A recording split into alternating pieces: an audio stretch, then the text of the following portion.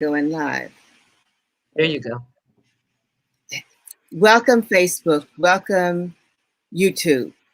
It is exciting for us to share our Children of Promise Forum with Dr.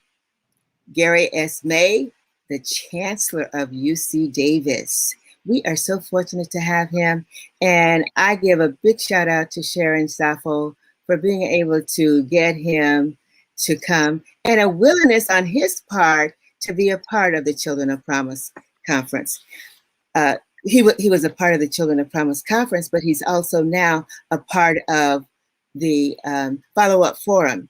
And as you know, the follow-up forums are for speakers, new speakers, and speakers who were part of the Children of Promise Conference to have more time to indulge the community of the expertise that they have. And I'm telling you, we have a powerhouse this evening. Dr. May has a legacy of getting African Americans to become engineers. He loves it. He has been very successful, and he's going to share his own story with you of how it's not like he was born with a silver spoon in his mouth. So those of you who have children who want to go to UC Davis or to UC Berkeley or any of the universities or colleges, he will inspire you. And parents, please listen. He has a message for you as well. I'm going to let Sharon take care of that part. But I want to make sure that you understand that the Children of Promise Follow-Up Forum is underwritten by Pharma, Odette Y. Crawford, Alpha Kappa Alpha Sorority, Eta Gamma Omega Chapter, Ollie W. Watson, Maggie C. Temple, Leon and Della Johnson, and Dr. Hazel W. Mahone. We honor them each time because they keep us afloat. We're able to do the things that we do because of them. So I present to you now is Sharon Sappho, who loves children, who loves parents, and she especially loves children who look like me and you. Sharon Sappho. Thank you, Tommy. And it is my pleasure to introduce our speaker for tonight.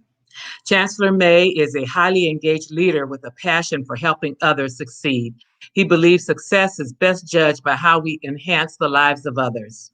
Throughout his career, he's championed diversity, equity, and inclusion in both higher education and the workplace. He's developed nationally recognized programs that attract, mentor, and retain underrepresented groups in the STEM fields of science, technology, engineering, and math. In 2015, President Obama honored him with the Presidential Award for Excellence in STEM Mentoring. In 2021, he received the prestigious Lifetime Mentor Award from the American Association for the Advancement of Science for demonstrating extraordinary leadership to increase participation of underrepresented groups in the fields of science and engineering.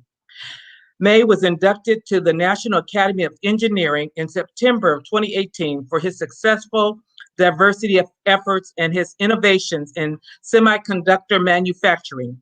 In April 2020, he was elected to the American Academy of Arts and Science for educational and academic leadership. A prominent voice in higher education, May is a commissioner of the National Council on Competitiveness. He serves as vice chair of the university's Research Association Council of Presidents and sits on the executive committee of the Association of Public and Land Grant University Board of Directors. His vision as UC Davis' seventh chancellor is to lead the university to new heights in academic excellence, inclusion, public service, and upward mobility for students from all backgrounds. He previously served as Dean of Georgia Tech's College of Engineering, the largest and most diverse school of its kind in the nation. Chancellor May earned his master's and PhD degrees in electrical engineering and computer science at UC Berkeley.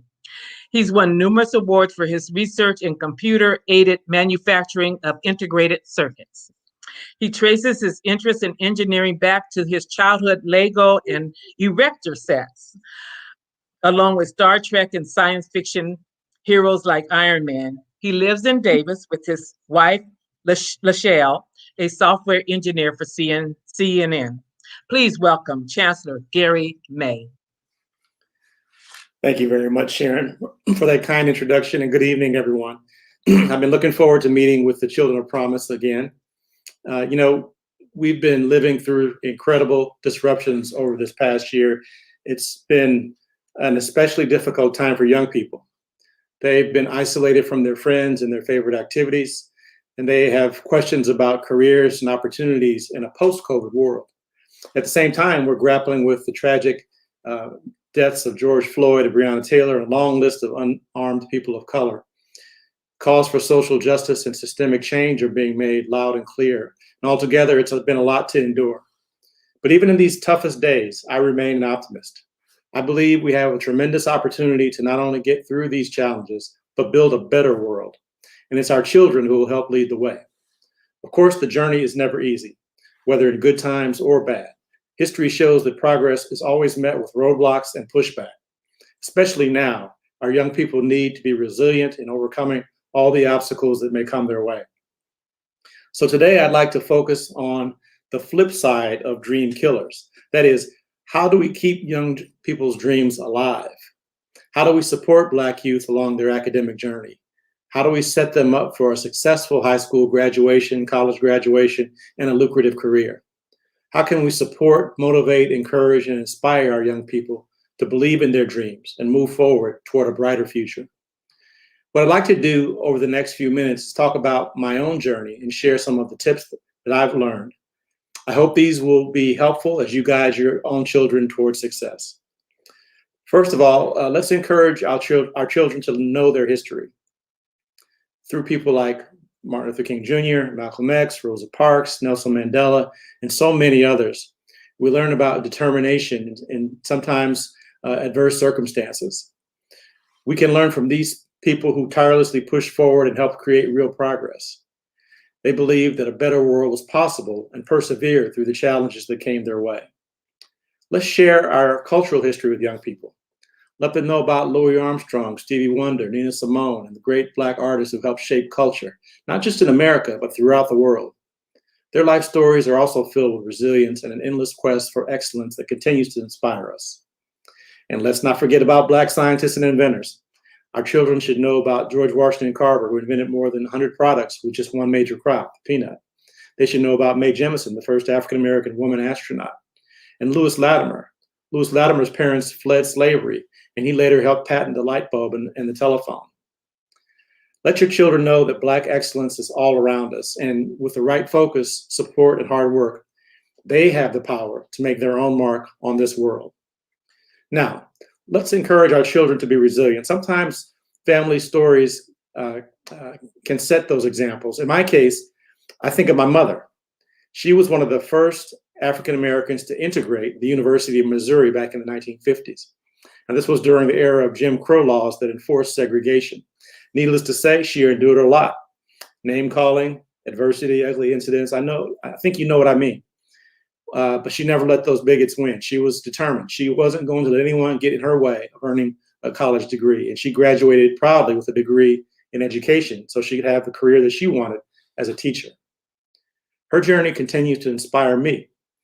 No matter what adversity I faced on my own, I learned an important thing from Mom. You just can't let the haters win. Next, as parents and caregivers, help children find educational resources. Even the most talented of students needs a support system. Helping them find programs and resources maximizes their opportunities. As a graduate student at UC Berkeley, I helped create the Summer Undergraduate Program of Engineering Research at Berkeley, or SUPERB. Our goal was to bring together a diverse, talented pool of students and motivate them to attend graduate school. I'm happy to say that the SUPERB program continues to this day. Participants work on research projects with faculty advisors and graduate student mentors. They gain hands-on experience and explore options for graduate school. And when I joined the faculty at Georgia Tech in 1991, I wanted to recreate the spirit of SUPERB. And the result was the Summer Undergraduate Research in Engineering and Science Program, or SURE. With the help of with the help of cumulative funding of over $3 million from the National Science Foundation, we hosted underrepresented students at Georgia Tech to conduct research. Ultimately, the goal there was to see them pursue a graduate degree as well, and that's exactly what happened. Over a 20-year period, nearly 75% of SURE students enroll in graduate school, and half of those came to Georgia Tech for their graduate studies. I also created a program called Facilitating Academic Careers in Engineering and Science, or FACES. The goal of FACES was to increase the number of underrepresented PhD recipients. And over the 15-year duration of FACES, more than 430 minority students received PhDs in science or engineering at Georgia Tech, the most in the nation. Now, targeted efforts like these can lead to great success. In our case, we helped Georgia Tech's College of Engineering become the largest and most diverse college of its kind in the country. Many of those former students are doing amazing things. Joy Boylamwini was an undergraduate student at Georgia Tech. Last week, she was featured in a documentary on the PBS series Independent Lens. Joy is an African-American researcher showing that some artificial intelligence algorithms used for facial recognition have racial and gender bias. She tested various facial recognition systems while wearing a white mask to hide her features, and she found the systems work better on men's faces compared to women. She also found they work better on lighter-skinned faces compared to darker-skinned people like herself. In fact, she recorded error rates up to 47% for darker-skinned women. Her work is crucial in this digital age. Next, let's help our young people find mentors. One of my favorite quotes about mentoring comes from the former Surgeon General, Joycelyn Elders, who simply said, "You can't be what you can't see." This always rang true for me as a college student. Often I was one of the only Black people, if not the only Black person in the room, whether that was the lecture hall or the laboratory. I simply didn't see many others who looked like me. So one of my early mentors was a gentleman by the name of Augustine Esserboy. He was the first Black engineering professor at Georgia Tech, and he was also the world's first Black PhD in industrial and systems engineering and operations research. Not only that, he had it all: sharp clothes, fancy car, giant intellect. We all wanted to be like Dr. E. As an undergraduate, he helped me see a whole new world of possibilities. I saw for the first time a successful Black intellectual in engineering. I think everyone needs examples like that to be able to see themselves in these kind of roles. Now, as an undergrad, I also found an incredibly supportive community in the National Society of Black Engineers. NSBE helped me connect with others who had the same passion for engineering, and we could relate to each other's struggles and stories of isolation. We were all looking for mentors, and we wanted to help each other along the way as well. So let's help our children find mentors to support their journeys and help them manage any struggles that come their way. And beyond that, let's encourage our children to become mentors for the next generation. That's how we help to create change we want to see. I hope these tips are helpful for you and your families. More than anything, I want to leave you knowing the importance of higher education in shaping not just individuals, but entire communities. A college degree is a game changer. It opens up a person's world with skills and opportunities that last a lifetime. In turn, the knowledge and skills gained in college can help communities. With their intellect and understanding of social challenges, our graduates are equipped to address poverty, social justice, health inequities, and the other issues that hold so many people back. They can help solve global problems like health, hunger, climate change, and expand our understanding of the world. So I stay focused on my mission with helping students of all backgrounds find success, both on campus and beyond. In fact, one of my highest priorities is for all UC Davis graduates to have a job offer in hand when they graduate. But like I said, the journey is never easy and obstacles will always emerge. Through the care of our families, the guidance of mentors, and resources that are designed to help, we can prevent our children's dreams from getting derailed. Even after a pandemic, so much promise awaits us, and higher education is the place to start realizing those dreams.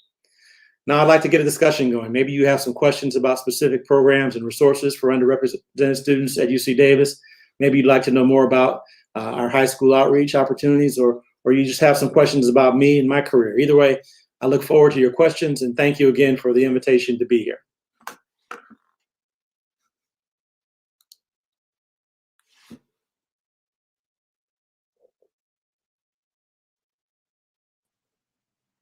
Thank you, Chancellor May, for that inspiring talk to our audience.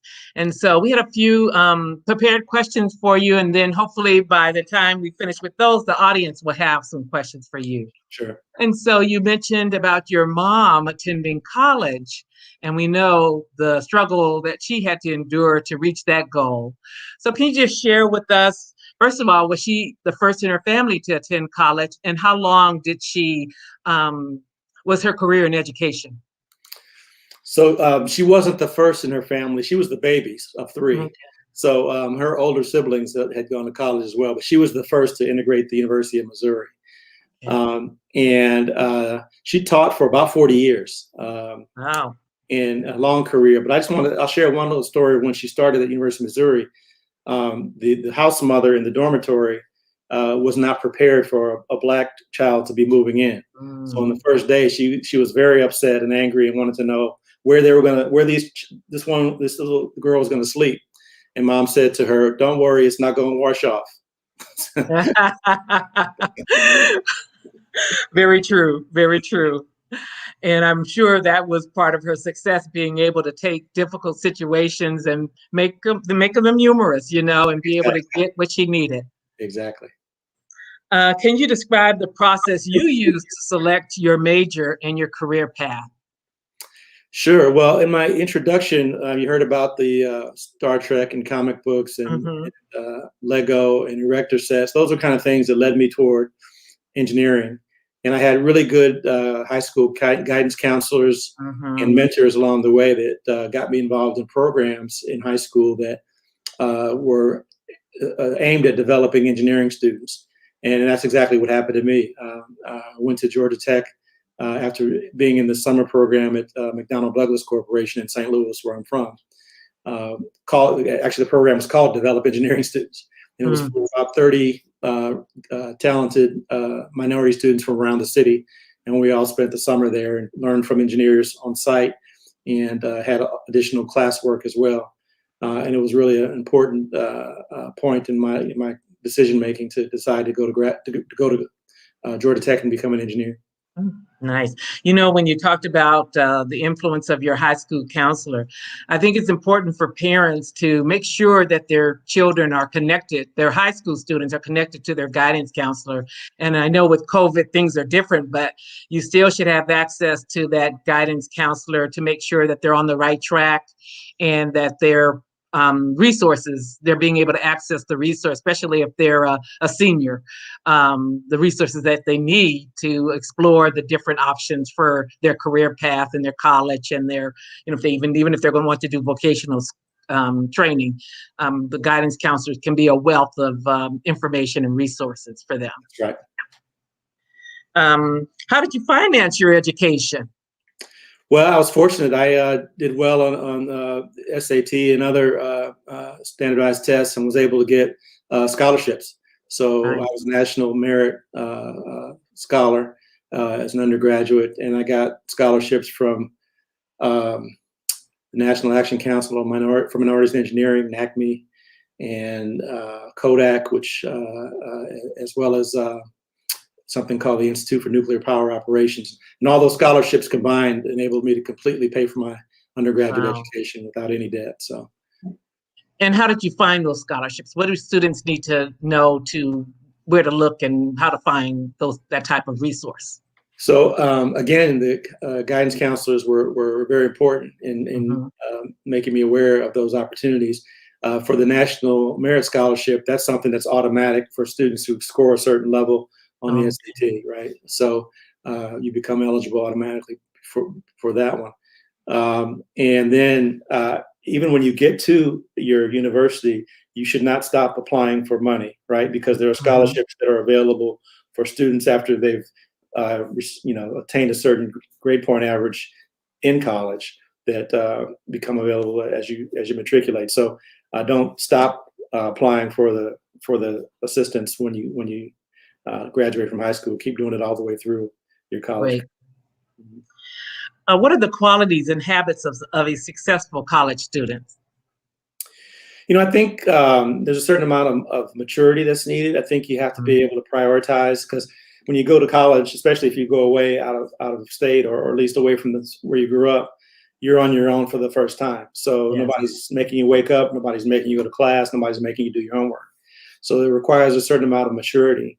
And you have to keep your priorities straight because there's so many distractions. I mean, you're going to want to socialize with your friends. You're going to want to go to parties, all those sorts of things. And I'm not saying you shouldn't do those things because that makes you a whole person. But you got to make sure you take care of your school responsibilities before your social life and before clubs and organizations and those other things that can sometimes be distractions. Yes, definitely.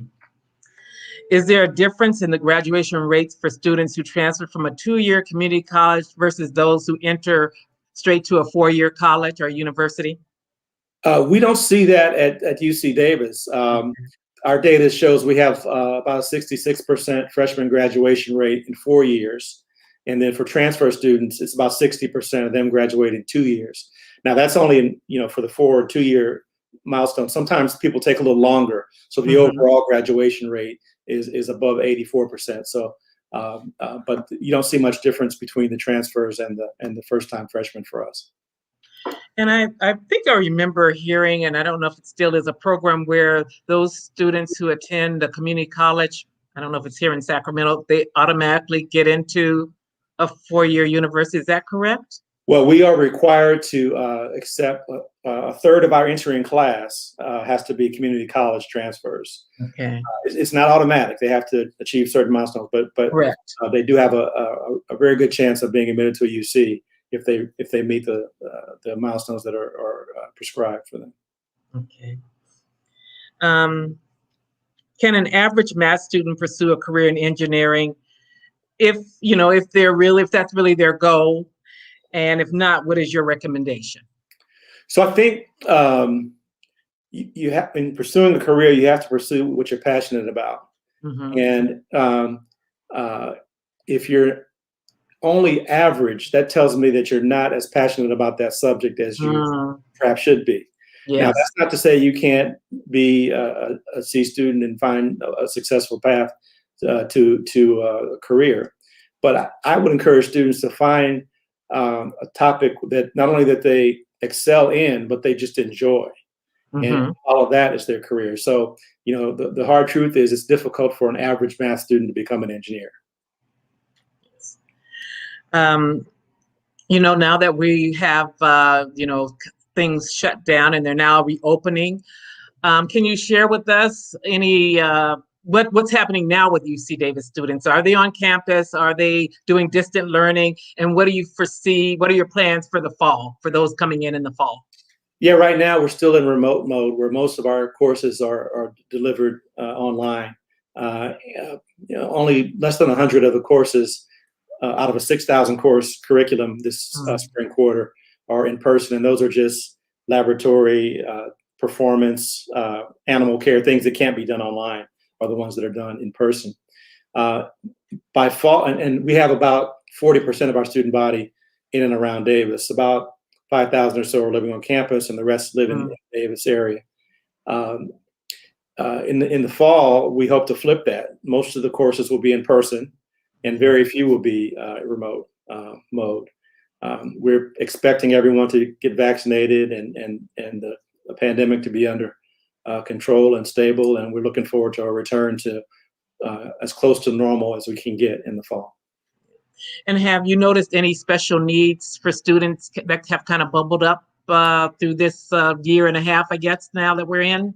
Oh, many, yeah. In the beginning, we had to make sure when we first transitioned to remote mode, we had to make sure our students had the technology to be able to learn. So we gave away and loaned many laptops, and we also kept even though nobody was here, we kept the campus open and available because not everyone had good Wi-Fi. So people could come to campus, use the library or other facilities, and have access to the Wi-Fi. And we've tried to do things like that on an ongoing basis throughout the pandemic. And when we return to in person, I'm sure there'll be students for health reasons who either can't get vaccinated or have other issues, and we'll try to accommodate them as well when we have to. Faculty also will may have similar challenges, and we'll try to accommodate our stakeholders the best we can. Great. Does UC Davis have a mentorship program for high school students for the high school students here in Sacramento? We do have some programs for high school students. there are a number of them, so bear with me a minute. Okay. One of those programs is called Aggie Mentors. It's part of a national college access program called Environment Mentors. The program is geared specifically to enhance the skills the students will have to acquire in STEM, and it's specifically for underrepresented students. And I'm proud to see some of our students develop a mentoring program in Oak Park. Oh, nice. These are medical students at UC Davis Health who are conducting one-on-one tutoring sessions via Zoom right now, of course, with disadvantaged students, and also helping them with their college application materials. They've also offered to help parents in filling out financial aid documents, which can be kind of daunting. And one more I'll mention is called Inspire to Aspire. This is a student-run mentorship program that pairs UC Davis students with at-risk high school students from all around the area. And this is just a small example of our mentoring efforts. We really value helping the community, and this is really what defines us at UC Davis. And I'm not going to read all of this, but what age should parents begin to mold and encourage youth towards their goals? This question talks about how if a parent wasn't successful in school and may not have had the resources that they needed, and so they may not feel like things are going to be different for their children.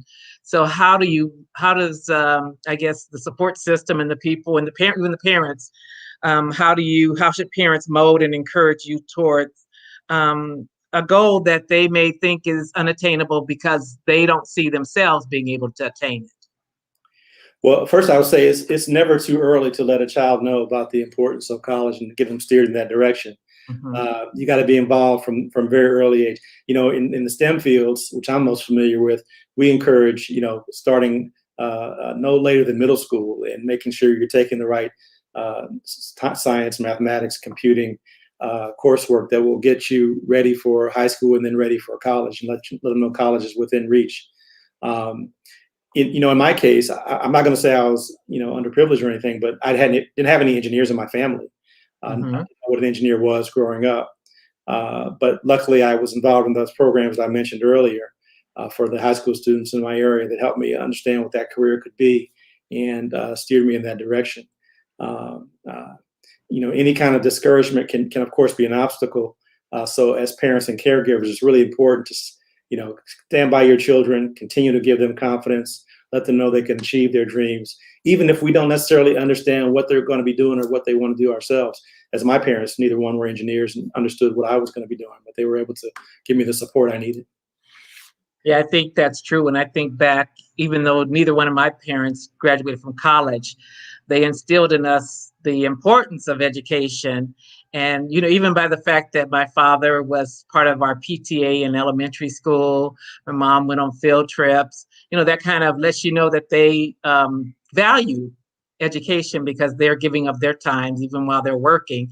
And so even though they weren't able to guide us through the process, they really instilled in us the importance of education and getting a college education. And that led me to do that, even though I had to search for resources myself, but it just planted that seed in me, and so allowed me to go forward.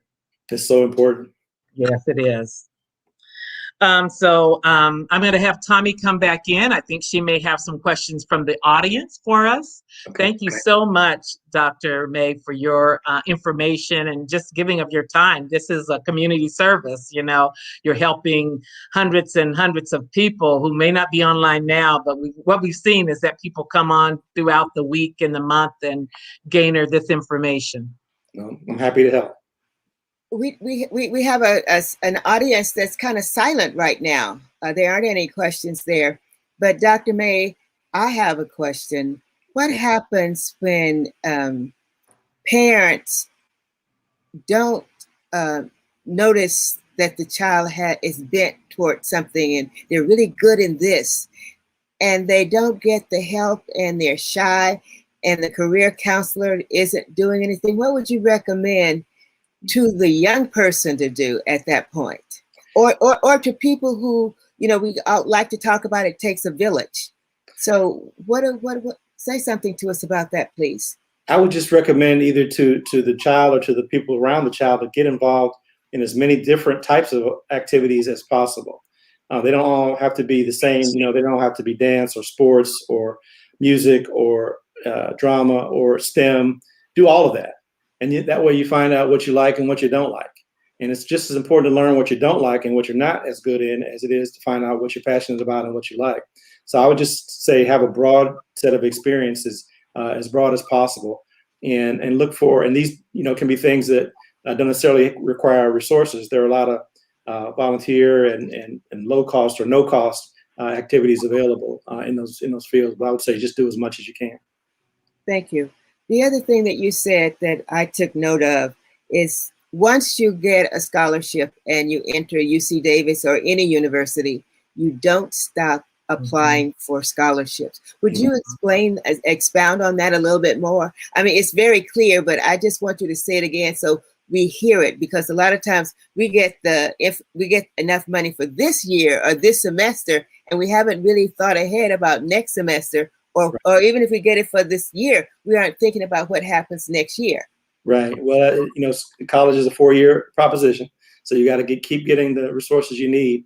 And there are many employers who come to the campus looking for students studying in the right disciplines and want to get those students hired. So they'll offer scholarships for students that are doing well in a particular discipline.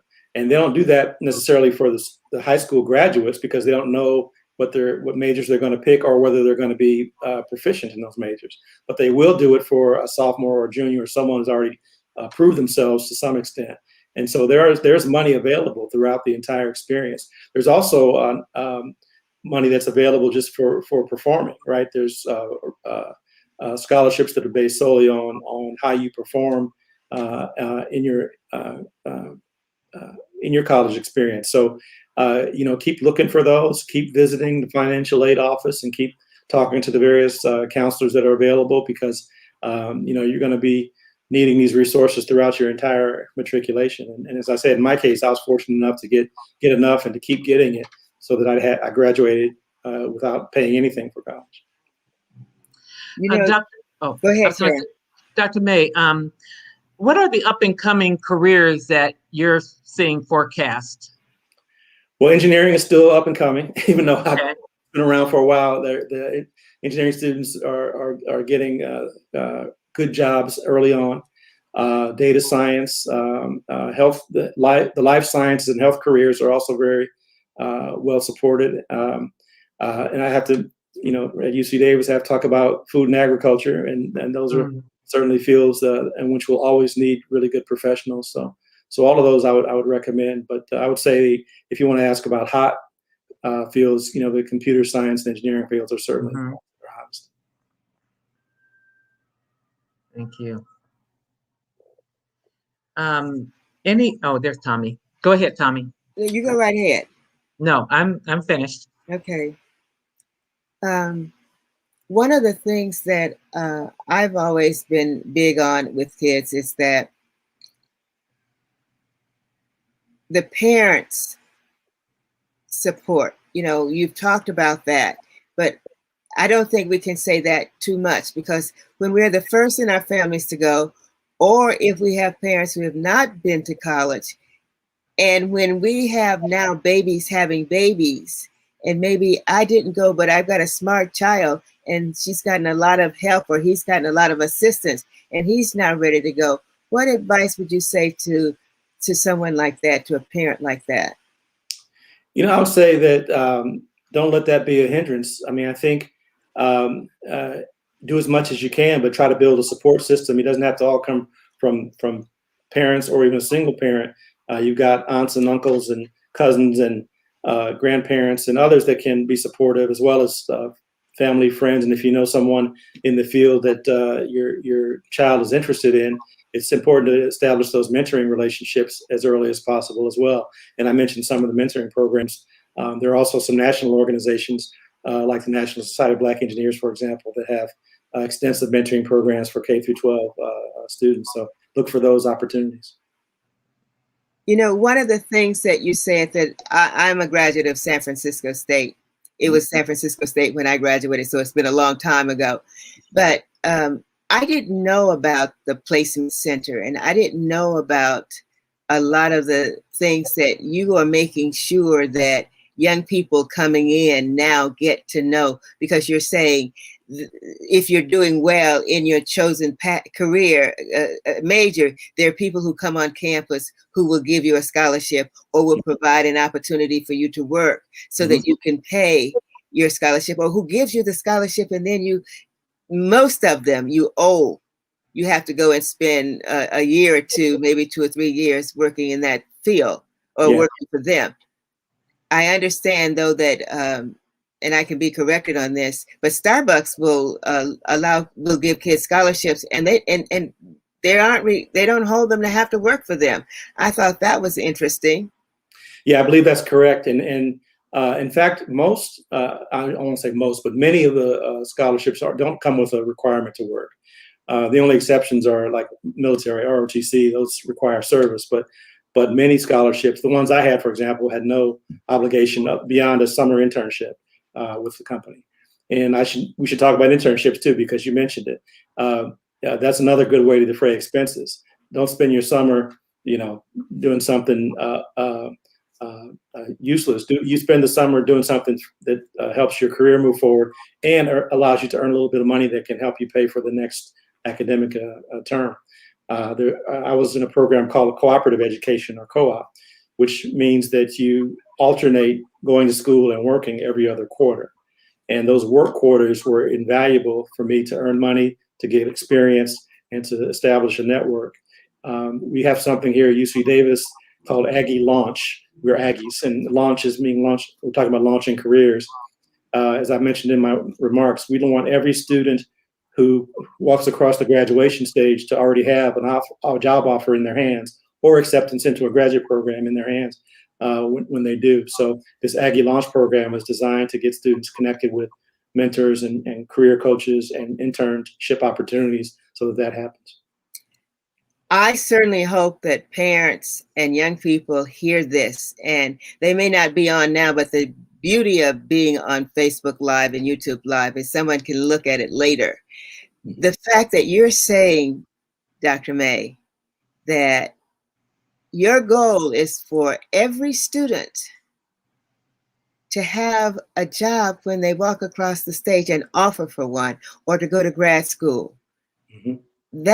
I mean, I don't know of it. I never experienced that. Let me say it like that. I hope people are hearing that. You can't ask for a better situation if you put your nose to the grind and work hard and do what you need to do, and parents supporting you and friends of parents supporting you. Well, I feel like it's our obligation as a public university. Students' families spend a lot of money to get them through college, and they have to have some return on that investment. And that return is going to be a good career after they graduate. Thank you so much. Yes, thank you. You know what, Chancellor May, I just want you to know that I know that you're busy, and I know that you have a lot of other things to do. And for you to take time to talk to parents, and the Children of Promise is basically for parents of it's for children whose parents who are not doing well. It's for children who would, if we don't do something for them, they won't make it. And for you to take time out to talk to them says a lot about you and your commitment to the community. Because Sharon told me you were the first person to say, I will do this for you. So you want us to know. You want us to hear what's available. You want us to know what you have done. And I don't know if you want us to know that as much, but it speaks for itself. But the legacy is at Georgia Tech, and now the legacy, I mean, it's all over where you've been. But I only know about the one at Georgia Tech and now at UC Davis. And I just want I want the community to hear it. I want them to know what they can do and where they can go. If you want to, you can. And there's someone at the university you have assigned, as I understand it, you've assigned people to help Yes. the people coming in. That's So, correct. you know, like when I was in college, I didn't, well, because I worked, I went to San Francisco State and I lived in Oakland and worked in Oakland. So my last class was at 12 o'clock every day. And I had to get on the streetcar to go to the thing, to get the bus, to go to Oakland, da, da, da, da. But you have set it up for these young people to learn study groups. I never was in a study group as an undergraduate. So, I mean, they're just going to get an opportunity to learn so many things that they may not learn in a regular college that you see the need for and is put in place. Thank you very much. Well, I think that's our obligation. I believe that to whom much is given, much is required. So that's the way I operate. Well, I because I know you're busy, I'm not going to I'm not going to continue to talk unless you got something you want to say to us. I'm just, it really occurred to me how busy you are that you would take time. So if you don't have anything else and I don't see any questions, Sharon, do you see any questions? I don't see any other questions here. I would like for you to just give us some closing remarks. I mean, you can stay on and talk as long as you want to. Now, I'll just say thank you so much for having me. It's a pleasure to be with you, and I appreciate what you're doing for the community in having this program, and I'll be happy to come back anytime that you want me. Thank you. And you know what? I want to say to you that you are surrounded with some of the greatest people. The young people that we have worked with have your back, and that's the thing. And I have worked with people, they like the person, but they treat everybody else as underlings. That is not what I got. And I don't think that's what Sharon got either from the people who work with you. So I say thank you. And please tell Lachelle May hello for us. She was gracious enough to come to our Christian Women of the Year and speak to us. I heard her with the Sacramento Black Chamber of Commerce. And she was talking about engineering and she was talking about students. And I just said to her, the people who come who attend the Christian Women of the Year are not the same people necessarily who go to the Black Chamber of Commerce luncheons. And she agreed to come. And I mean, some people are still remembering her. And we have some young people who are now who are at that luncheon, who are graduating from high school now. And one of them got accepted at UC Davis. And I had hoped that her grandmother and that she were on, and they may be on YouTube Live, so that they could ask you questions. But just know that I'm doing my part to make sure that your message get out, because I was there. I went to your inauguration. You don't call it inauguration, but you're swearing in as a chancellor of UC Davis. Just so excited to have an African American there, and an African American man there. And you have not you've not let me down in what I'm looking for. And thank you. Thank you very much for the kind words, Tommy. I hope that we get a chance to interact many, many times over the next several years. Well, we will. We will. Did anyone else have anything to say? Odette, I see you in the room back there. Do you have anything you want to say?